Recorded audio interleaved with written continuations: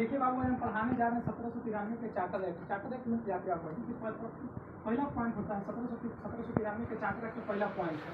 पहला पॉइंट ये है, जो कंपनी को 20 वर्षों के लिए एक अधिकार को व्यापारी करने का अधिकार किसमें मिला था? 1793 के चार्टर एक्ट में मिला था। ठीक, किसमें मिला था? 1793 के चार्टर में। कौची मिला था? इसमें मिला था जिसमें कंपनी था ना, कंपनी को 20 वर्षों के लिए, कितना 20 वर्षों के लिए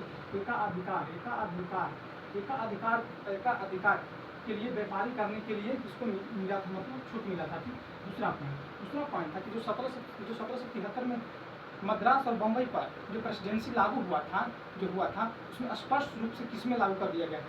स्पष्ट रूप से 1793 के चार्टर एक्ट में लागू कर दिया गया था। ठीक, उसके बाद आता 1793 के चार्टर एक्ट के बाद आता 1833 के चार्टर एक्ट। 1833 के चार्टर एक्ट आता है। 1833 के चार्टर एक्ट में कंपनी को पूर्ण रूप से पूरा समाप्त कर दिया जाता है। कब? 1833 के चार्टर एक्ट में कंपनियों को पूर्ण समाप्त कर दिया जाता है। उसी समय 1833 के चार्टर एक्ट में ही सिविल सेवा आयोग, सिविल सेवा जिसमें आप लोग IAS IPS बोलते हैं, फिर IAS IPS नहीं हुआ था, ICS होता था। ICS की परीक्षा शुरू किया गया था।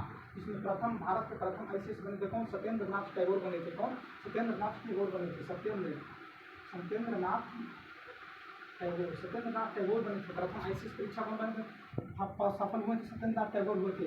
उसी समय बंगाल के गवर्नर जनरल को भारत के गवर्नर जनरल बना दिया गया था।